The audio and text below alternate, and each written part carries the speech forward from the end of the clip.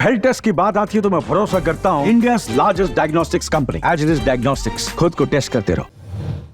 महाराष्ट्र विधानसभा निवडणुकीच्या मतदानासाठी अवघे काही तास शिल्लक असतानाच आता पालघरमध्ये मोठा राजकीय राडा झाल्याची बातमी समोर आली आहे। भाजपचे राष्ट्रीय सरचिटणीस विनोद तावडे हे एका हॉटेलमध्ये 5 कोटी रुपये घेऊन तिथे गेले होते, बैठक केली होती आणि कार्यकर्त्यांना, लोकांना, मतदारांना पैसे वाटल्याचा आरोप हा बहुजन विकास आघाडीच्या कार्यकर्त्यांनी केलेला आहे।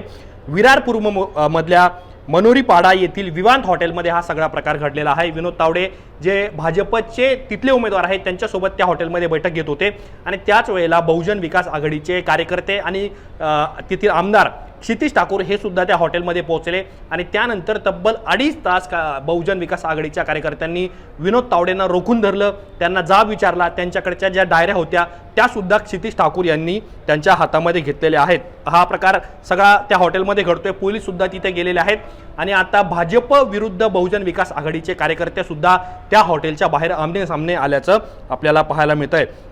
विरार पूर्वमधून भाजपचे राजन नाईक हे आमदार आहेत, त्यांच्यासाठी विनोद तावडे बैठकीसाठी तिथे गेले होते, परंतु आता बहुजन विकास आघाडीच्या कार्यकर्त्यांनी तिथे गर्दी केली आणि विनोद तावडे त्या हॉटेलमध्ये 5 कोटी रुपये घेऊन आले होते। त्यांच्यासोबत काही डायऱ्या सुद्धा आहेत, त्यांनी तपशीलवारपणे कशा पद्धतीने हे पैसे वाटप होईल अशा प्रकारची प्लॅनिंग केल्याचा आरोप हा बविया करून करण्यात आलेला आहे।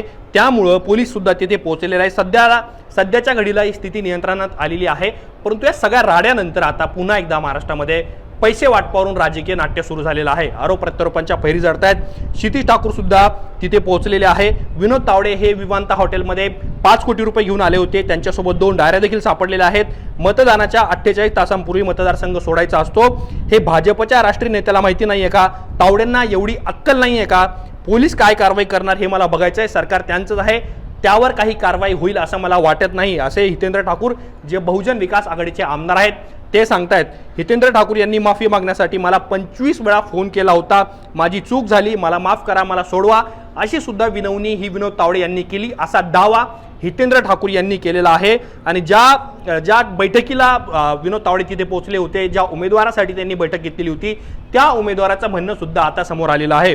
राजन नाईक जे भाजपचे उमेदवार आहेत विरारमध्ये, ते काय म्हणतात तर तावडेंसोबतच्या विवंता बैठकीला मी हजर होतो, पैशांची जी बंडल हॉटेलमध्ये सापडली त्याचा भाजपशी कोणताही संबंध नाही, तुम्ही हॉटेलचं गेट बंद करा, आमच्या कार्यकर्त्यांची तपासणी करा, अशी मागणी भाजपच्या तिथल्या उमेदवारांनी केलेली आहे। तर दुसरीकडे भाजपचे सुद्धा नेते विनोद तावडे यांच्या मदतीला किंवा त्यांचा बचाव करण्यासाठी समोर आलेले आहे। विनोद तावडेंवरती असा आरोप करणं चुकीचं असल्याचं भाजप आमदार प्रसाद लाड म्हणतात, तर पराभव दिसत असल्याने असे रडीचे आरोप बहुजन विकास आघाडीकडून केले जात आहेत, असं भाजपचे आमदार अतुल भातखळकर हे म्हणतात। एका अर्थाने विनोद तावडे हे राज्याचे भाजपचे मोठे नेते आहेत, परंतु ते दिल्लीतल्या म्हणजे राष्ट्रीय पातळीवरच्या भाजपच्या महत्त्वाच्या नेत्यांच्या फळीमध्ये सुद्धा ते महत्त्वाचे नेते मानले जातात। त्याच्यामुळं मतदानासाठी अवघे काही तास शिल्लक आहे।